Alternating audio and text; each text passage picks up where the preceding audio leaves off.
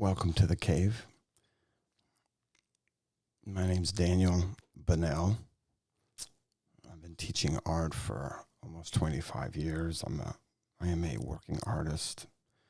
I didn't start teaching until I was 50.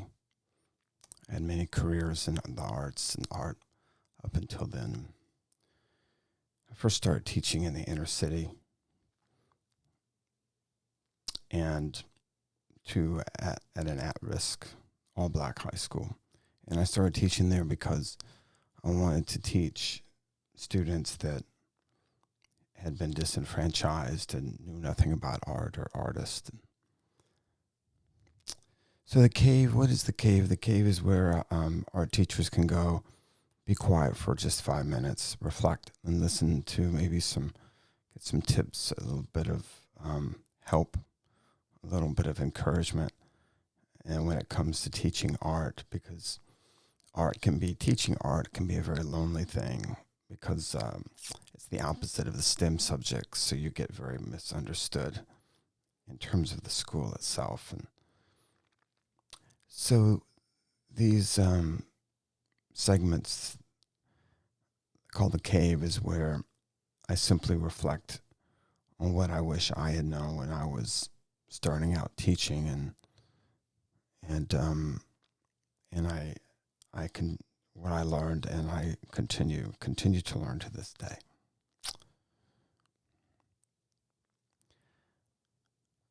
So the first thing I wanted to share is that when you first start teaching, especially at-risk students, but it's true for all demographics, is the students have to know that you care about them first and foremost, and that you are not speaking down to them. I discovered very early on as a teenager that the adults that I most respected were those who treated me with respect like I was an adult.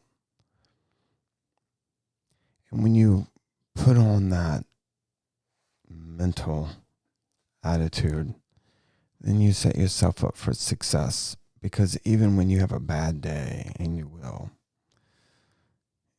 your students know that you're not perfect, and you have established, or you're establishing a relationship with them.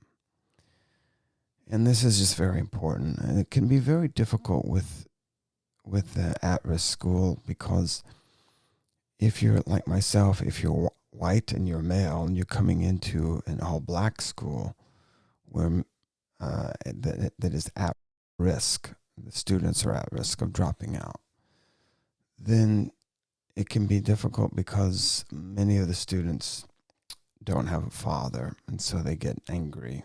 And I've had students take their anger out on me because of that fact. But at the same time, when you show kindness and love towards a student, then it changes immediately.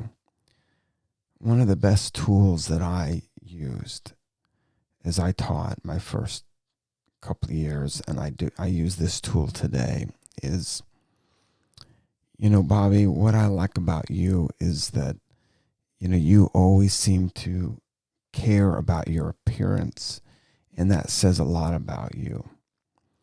And I just wanted to let you know that. That's really great. Or,